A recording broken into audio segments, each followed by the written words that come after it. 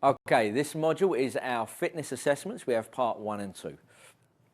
Now, the health and fitness industry, which is what we're in primarily, has many screens, many assessments, many evaluations kind of saturated throughout it. And these vary based on your scope of practice, your skill set, and the environment in which you work. And earlier modules will have touched on scope of practice and your roles and responsibilities. So the question always arises, do we need these? And what you may have been doing 10 years ago as a health professional may be very different from now. And the word health professional itself is a huge umbrella. So it's a valid question, should we be doing these? And more importantly, are we qualified and responsible for them? However, here at PTA Global, what we think is, if this is in the industry and there are many people using them, and there are many purposes to many of these health and fitness assessments, then at the very least, we need to empower you to know what they are, how they're used, and why. We need to be able to educate you so that you in turn can educate your client.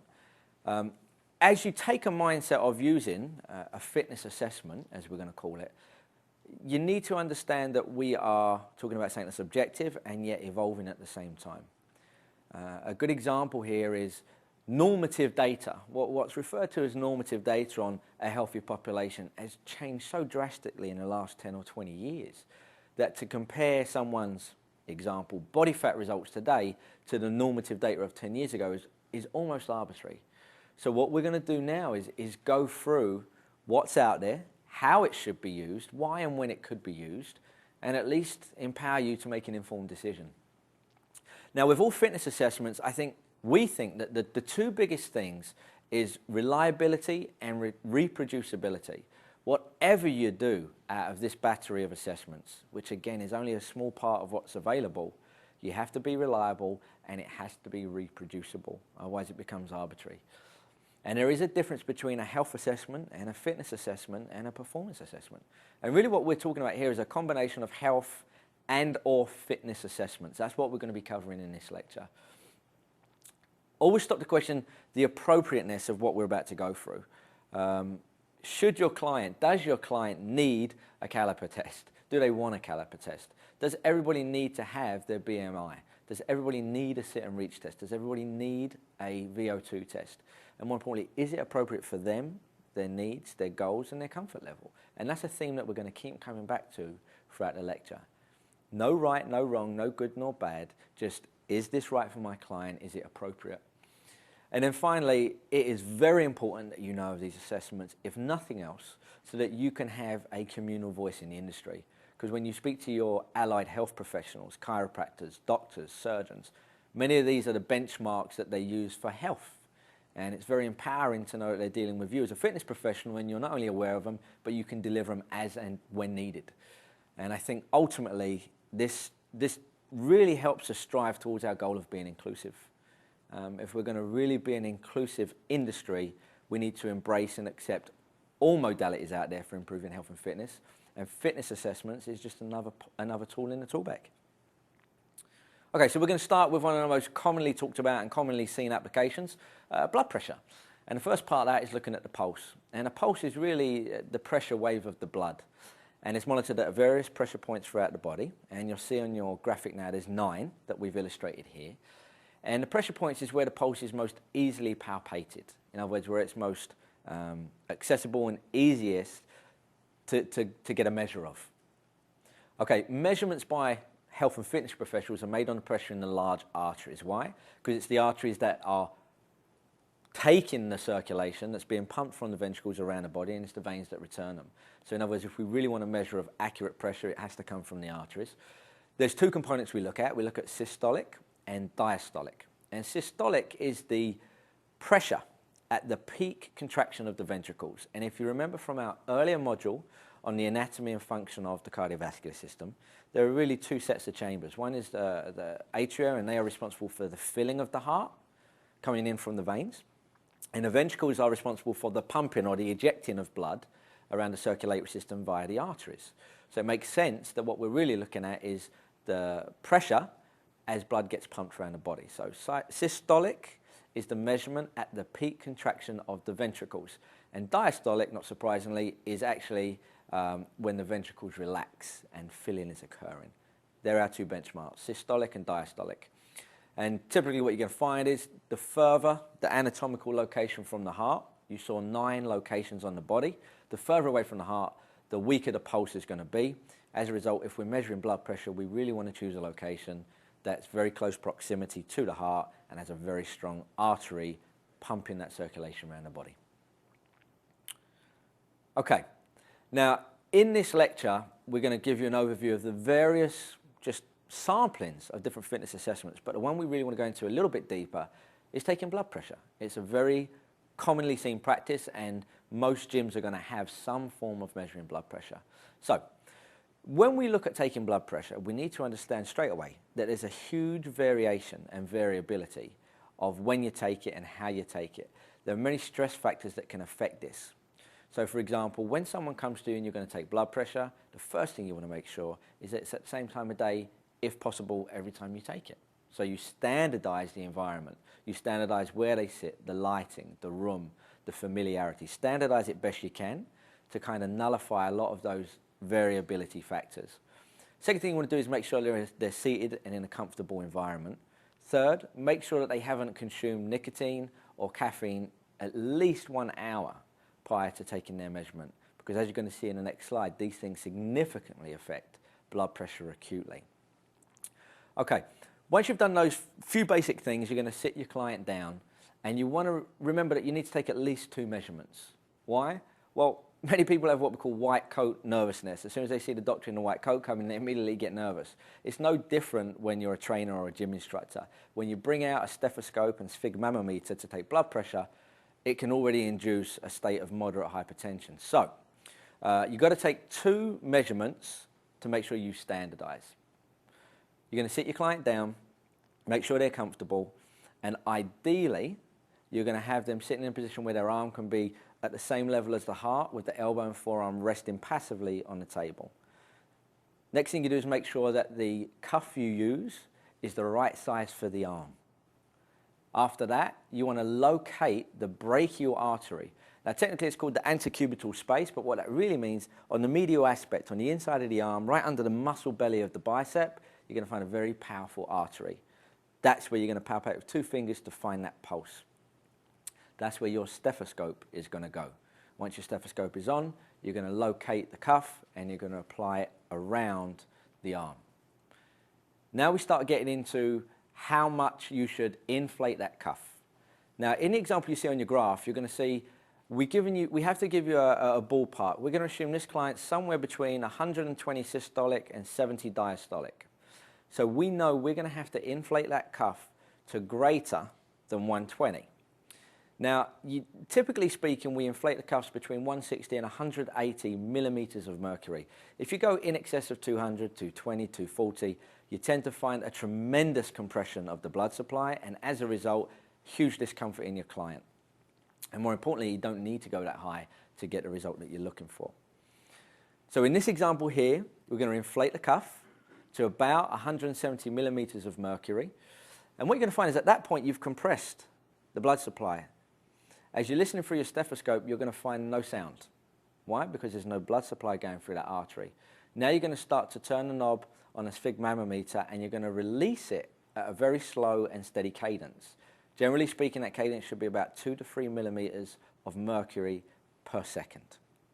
And what you find is as you start to release the air pressure, the needle will drop, and then you'll get to the point of the first moment of release, first moment of circulation going through that artery, and you'll hear a sound. These are known as lub dubs. These are known as Korotkoff sounds. And what that means is this is now the sound of the artery pumping again. And a good way to know if you've actually heard it is on that first onset of a noise, you'll see a spike in the needle. Take note of the measurement at that point. Continue to reduce the air at 2 to 3 millimeters of mercury per second until you get to the point of losing the sound. At the moment of the last noise, you take a measurement. That is your diastolic measurement. So the first is your systolic, your second is your diastolic. And then you continue to release the pressure all the way until the cuff is empty. Those are your 2 measurements. At the completion of this exercise, you want to take the cuff off. You want your client to relax for at least 3 to 5 minutes and repeat. Now, if you repeat, you ideally want the first and second measurements to be within 5 millimeters of mercury. If they're not, you've got two options. You can repeat on a separate day, or if you continue to find that you can't standardize, you're probably going to want to refer out to someone that can do it maybe with a bit more proficiency. Okay, now we're going to look at the factors that help to determine blood pressure.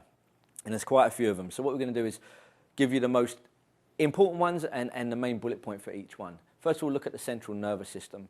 We're all built in with this fight or flight response. Anytime that we get a high stimulation of the central nervous system, it's going to impact on our blood pressure. In particular, if we get a, not to say negative response, but a stimulation of the sympathetic nervous system, we're going to get an increase in stroke volume, we're going to get an increase in heart rate. Those two things together, as you remember from the earlier lecture, increase your cardiac output. If I increase my cardiac output, blood pressure has to go up. So simply having somebody in a fight or flight response, which could be a factor of many issues, from lack of sleep to stress to rushing, could significantly increase or significantly impact on their blood pressure reading. Renal factors. A quick bullet point for you here is the renal system, if it's in a state of water and salt conservation, if your body is storing water and salt, blood pressure will go up. Temperature. In areas of high temperature or low temperature, it could affect our vasoconstriction and dilation. In environments of hot, humid climate, we're going to get a great deal of vasodilation. So as our blood system and our blood supply is open, they dilate, it's actually going to lower blood pressure. Whereas if I get a cold environment and I got vasoconstricting, I've got something compressing that blood supply, I'm getting an increase in blood pressure. So again, not only does the environment in which your client exists affect these things, but the environment in which you assess them significantly so. Chemicals, we look at caffeine, we look at nicotine, we look at prescription drugs, we look at medicines. There's a whole host of things that completely affect blood pressure. And if you're in a situation where you're taking blood pressure on a client that actually has any known medications or existing conditions, two things. One, is it in your scope of practice to be doing their blood pressure? And if it is, you have to factor in how those medications impact on those readings. And then finally, diet. Looking at nutrition, looking at hydration, looking at the quality of both of those factors completely affects blood pressure readings. Okay, now we're going to start looking at what we consider normative data. And again, as I mentioned earlier, normative data is always in a state of flux, but as we stand here today, this is what we have as our reference point. Systolic blood pressure between 140 and 110 millimeters of mercury is considered normal, and diastolic between 85 and 75 millimeters of mercury is considered normal. Hypotension, hypo meaning under or lowered, is systolic that's 110 or below, and this is often associated with illness. It's far more common to see hypertension above than hypotension. Hypertension is anytime systolic is above 140 and anytime diastolic is above 90. And what you'll find in the normative data is there's gradients. So between 140 and 160 might be level 1 hypertension, but 160 and 180 is level 2 and so on. And what I want you to really take away from this slide is there are multiple reasons that somebody's blood pressure could be spiked that day. So you have to make the educated decision, is this an acute response? First of all, did you measure it in a standardized and proficient way? But if you did, and all your variables are under control, and they've had a spike in blood pressure, if it's just an acute response, that's very different than if it's chronic. And if it's chronic, they've either been referred to you or you're referring out. Is this a reoccurring pattern? It's not unusual for people to actually have chronically normal blood pressure, but have reoccurring patterns throughout the day where it spikes. Maybe they have stressful experiences during the workday, maybe it's the rush of picking up their children. It's not unusual to see reoccurring patterns that are deviant from their normal pattern. So the takeaway from this slide is, if someone has hyper or hypotension, any deviation from the norm, is it acute, is it chronic, or is it a reoccurring pattern, refer out accordingly. Now, how does this blood pressure and these norms refer to training? And this is where it's in some ways more important for you. The first one is more of a health factor, this is more of a fitness factor. Cardiovascular exercise you'll see a incremental increase in systolic blood pressure with proportional to the increase in cardiovascular exercise. So if I'm running harder and faster, I'm going to see a proportional increase in my systolic blood pressure. Interestingly though, diastolic doesn't really change much. So in other words, diastolic, remember, that's where the ventricles are filling, doesn't really deviate much from at rest. But systolic, where you're pumping blood, significantly goes up proportional, makes sense. As I try to supply the working demand of the body and its tissues, I'm going to have to pump harder, I'm going to have to pump faster and do it with more pressure. But filling doesn't necessarily get affected. Now, there is a big difference between that. Contrast that with resistance training. During resistance training, blood pressure can spike. If you compared it to normative data, someone would be probably in a significant health crisis. During resistance training, there are huge spikes in blood pressure, but this makes huge sense because now we have an increased load, we have repetitious contraction and relaxation, we have repetitious muscle pump action against that blood supply. Now, the factors that are most prevalent for influencing this with resistance training are intensity and repetitions. We're going to go into this a little bit more in the next slide. But the intensity at which you're training with resistance training and the volume of work you do impact on those responses. Valsalva maneuver, this idea of inhaling, holding your breath, and doing anywhere from 1 to multiple reps before you exhale and release that breath, significantly increases blood pressure. Now, in untrained, unhealthy, or inappropriate populations, that's not something we advocate, but you will find in some populations this is a well-executed and purposeful maneuver. But for the average population, probably not. And then finally, isometric exercise is well documented as potentially being contraindicated or precaution for people with hypertension because when you hold an isometric exercise, i.e. a constant joint angle, you are not creating a muscle pump, you're simply constricting that blood supply, and as a result, blood pressure goes up. Now, if you find you have a client that is variable in their blood pressure, or more importantly, hypertensive, you are going to want to consider pre, during, and post-session measurements because you're going to want to see not only where they are before that day's session or that phase of training, but how they're responding. And again, if it's not in your scope of practice, then you're referring out. But if it is, it will be very astute to make sure that you monitor changes in blood pressure as a result of the stimulus, whether it's cardiovascular or resistance-based training. Now, some very interesting information has come to light in the last few years looking at this. The old mindset and literature suggests that intensity of resistance training was the primary culprit for seeing a spike in blood pressure. In other words, if you had hypertension, don't do high-intensity training. And as a result, they suggested that doing lower intensity, higher rep style training would be more advantageous and safer. In other words, don't do high intensity, do low intensity with a lower volume. But in the last few years, we've seen a huge mind shift. And now a new mindset and a new literature is actually showing compelling evidence to show us that the reps may actually be as much of an impact factor on increasing blood pressure as the intensity. So think about this for a second. What it's saying is that the amount of contractions I do against the load could potentially increase my blood pressure as much as the intensity of those contractions. Well, this is fascinating because it means that doing a high intensity, lower volume of work might actually be just as safe and effective for people with blood pressure issues as a lower intensity, higher volume protocol. In other words, 6 to 12 reps may actually be just as safe and suitable as 12 to 20. And again, when we get into program design, you'll have more hooks to hang this on. But at this point, the takeaway is, if you know what you're looking for with blood pressure, you know the normative data, you know the factors that influence it, you have to choose a training protocol that matches their profile and know how to monitor it throughout and how their body responds. But I think this old new mindset paradigm shift is really showing us that we need to constantly change the way we look at what we do, and this is really another illustration of a learning process.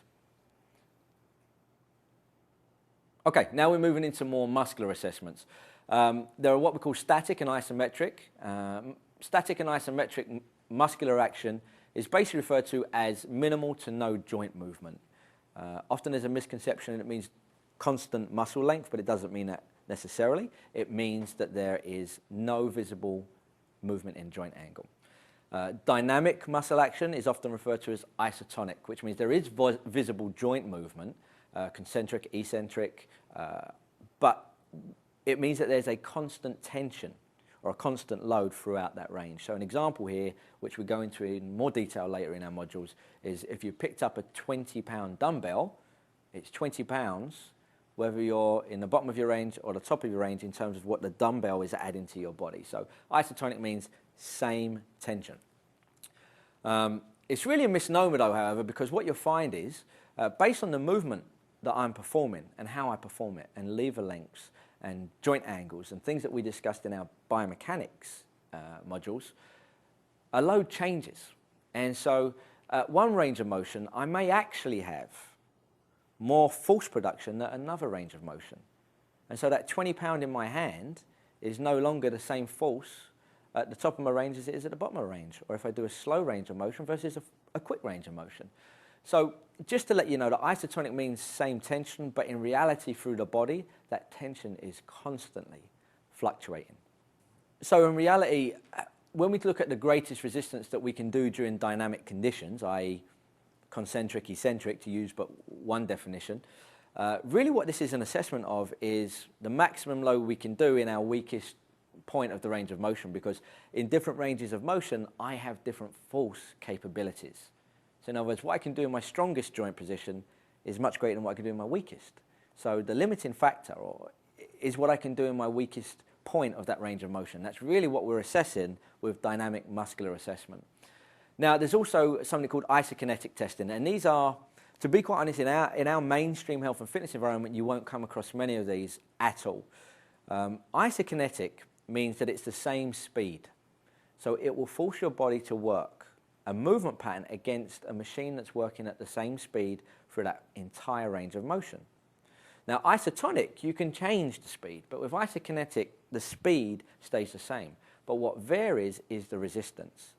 So what this means is that the speed stays constant, but the force is variable. This is very useful for variability through ranges of motion, because through different ranges of motion, I actually have different force capabilities.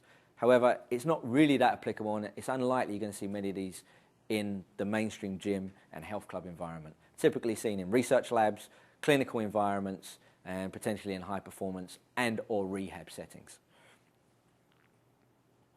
Okay, now if we're looking at static strength and endurance, some of the common measurements are using dynamometers, cable tensiometers and load cells, the last one being a very rare thing in our industry. And if we're looking at dynamic strength and endurance, constant resistance, variable resistance, and isokinetic exercise machines and free weights are our primary modalities. In other words, we're looking at fixed range equipment with the same load, we're looking at fixed range equipment with the same speed, and we're looking at free weights. Okay, now if I test with free weights, there are a couple of conditions that we really have to be cognizant of. One of them is this does allow us to train through a fuller range of motion.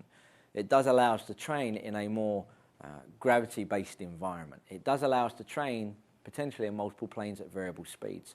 However, the big precursor to this is it safe and suitable for your client? Because free weight training does demand a much higher level of neuromuscular coordination, stability, balance, and skill.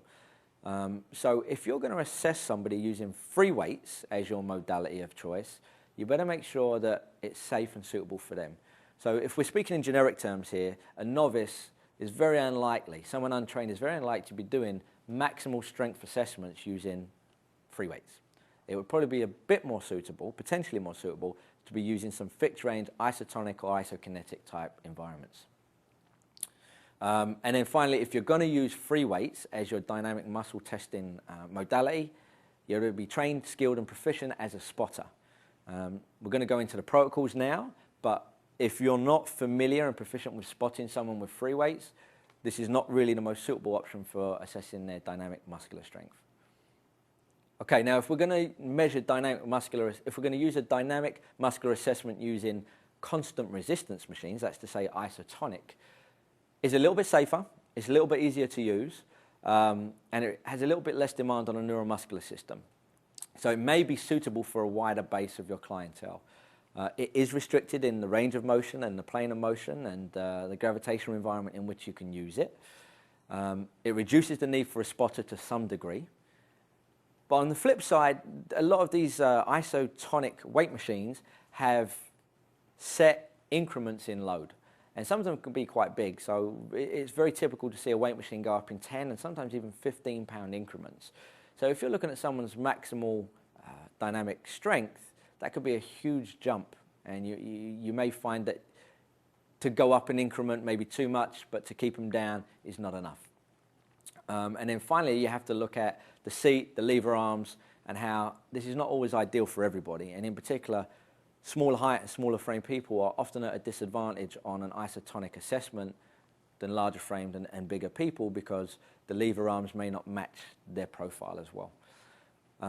However, they are very reproducible. It's a lot easier, generally speaking, to standardize a dynamic muscular assessment using isotonic machines than it is with free weights. Now, if you're highly skilled in free weights, that's not necessarily the case, but if you're not, this may be a more suitable option. But the takeaway here is, does it work for my client? So if you have a client that's comfortable, proficient, and enjoys using isotonic machines, and it's appropriate to assess their strength, this is a great option. Okay, so let's now move into the protocol for using free weights as your dynamic muscular strength assessment.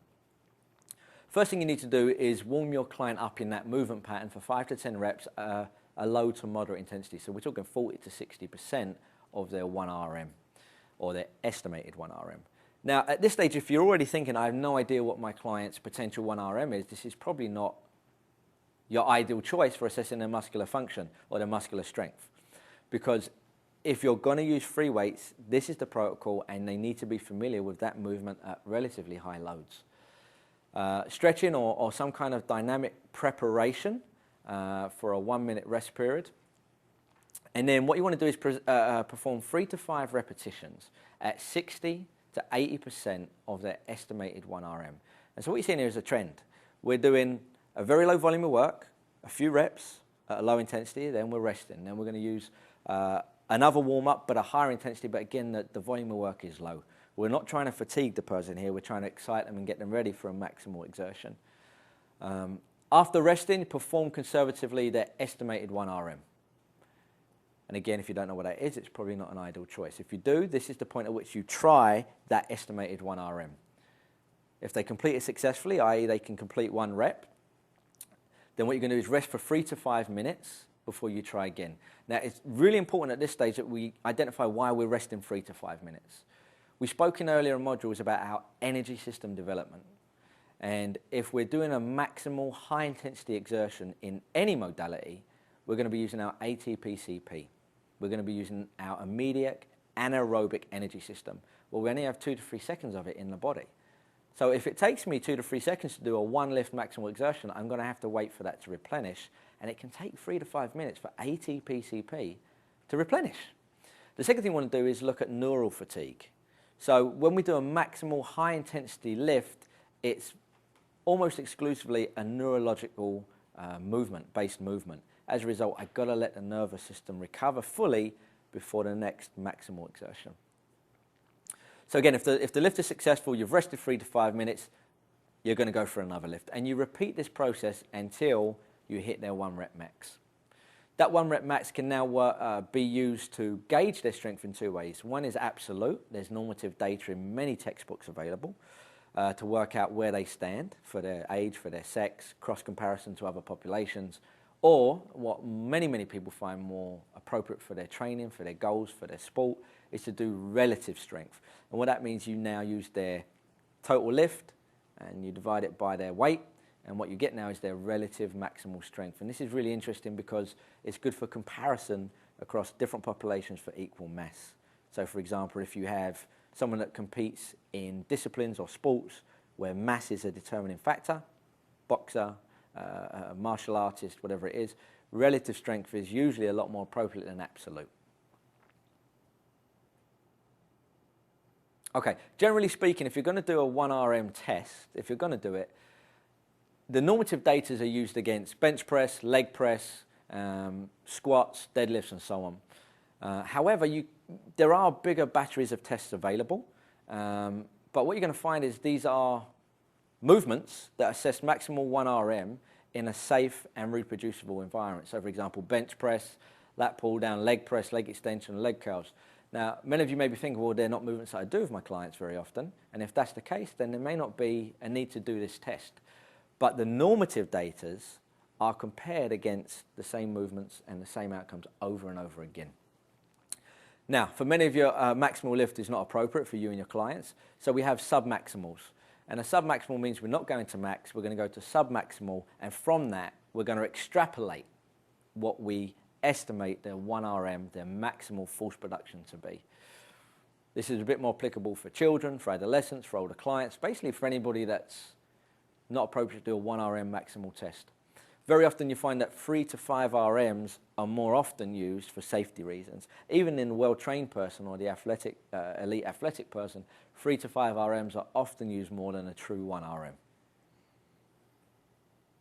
Okay, this chart here, just taken from one of many resources, is showing us if I do a submaximal strength test, let's say I do 6 repetitions to failure, from that I can extrapolate what percentage of my 1RM that would be, and as a result, I can do a simple multiplication and calculate or estimate what my 1RM theoretically could be. However, in reality, while this is a bit safer and you can use it as a gauge, there's a lot of variability, not only between populations, i.e. Different sexes, different ages, different ethnicities, but huge variation in body parts. So if somebody says, well, I'm going to use this methodology or this protocol to assess my 1RM in my bicep, and someone else says, well, I'm actually going to do it in my squat, and someone else says, well, I'm going to do it in a leg extension, these extrapolations don't necessarily come together. In other words, a 6 RM on your bicep is not necessarily 85% of your 1 RM on your bicep, because a lot of this data is not taken from those movements. However, it still functions as an objective, reproducible and reliable source of feedback. Okay, now what you're seeing on your lecture slide is another sampling of many of the most commonly used and normative data available tests. So again, it's not that we're saying you should be doing these, but should you and your clients determine you want to use some kind of assessment feedback tool, these are some of the more commonly accessible ones out there. The YMCA barbell test, which is a flat barbell test, clients performing as many flat benches as possible. 30 reps per minute. So there's a metronome, there's a cadence, there's a fixed weight, and basically a fixed cadence and a fixed weight, how many reps can they do? That can now be compared directly to normative data. The test is terminated when they lose that cadence. An alternative to that is to actually see how many number of reps you can complete at 70% of your 1 RM, or as a set percentage of body weight. Again, there will be different correlating normative data depending on which one of those 3 you use. Push-up tests.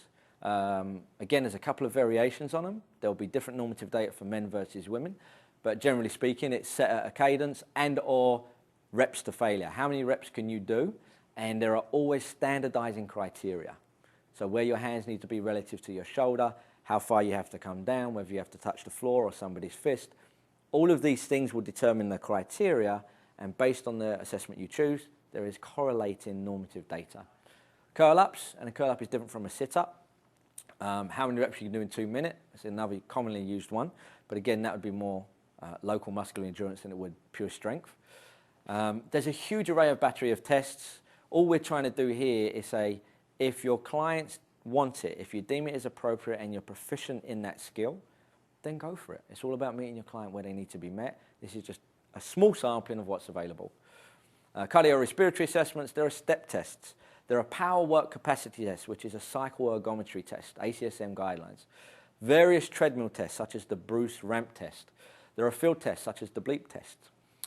Direct versus indirect. Direct meaning direct gaseous exchange, measuring my ventilatory exchange to predict and calculate my VO2 max. Indirect doesn't use direct gaseous exchange. It uses indirect measures and extrapolates it, similar to what we did with the strength testing. And then finally, you have max versus submaximal. Not everybody should be doing maximal exertions in their strength training and or in their cardiorespiratory training. Sometimes it's safer and it's more effective to do submaximal tests. So basically, when you look at that now, you can test someone to their maximum or submax. You can test them directly or indirectly, and you can test them in a myriad of environments, which is maybe the best part of this whole slide is I can test you in the field. If you're a soccer player, it would be more ideal to test you in that environment, so I'll take a bleep test. Or you might be somebody that's been asked to come to me by your MD and do a submaximal cycle ergometry test. Okay, well, there's a protocol for that too. It's horses for courses. Choose the one that matches your client's profile, their goals, and more importantly, what is in your scope of practice and your skill set to perform. Okay, let's conclude here. It's the final thing. What we really want to do is show you there are these things called health and fitness assessments. From blood pressure, going through to strength assessments, going through to cardiorespiratory assessments. There's diverging tools available. All of them have different normative data and protocols attached to them. However, the thing that you really want to take away from this is that you need to build a system that suits your client's goals and abilities. If a client comes to you, example, sedentary, inactive, in pain, severely obese, there's a good chance that you really don't need to assess their maximal strength, you really don't need to assess their maximal VO2, you really don't need to assess a great deal of things other than inspire them, get them moving, and make sure they're safe. And if you kind of force that issue, you're going to find yourself maybe not only will you not be a help, but you might be hindering their goals. So choose what's most importantly within your client's goals and their capacities or abilities. Second of all, what's in your ability? What are you proficient in? What are you trained in? What do you feel comfortable doing? And then third, what resources do you have? It's all very well learning the protocols. If you don't have those resources in your training environment, they're not applicable.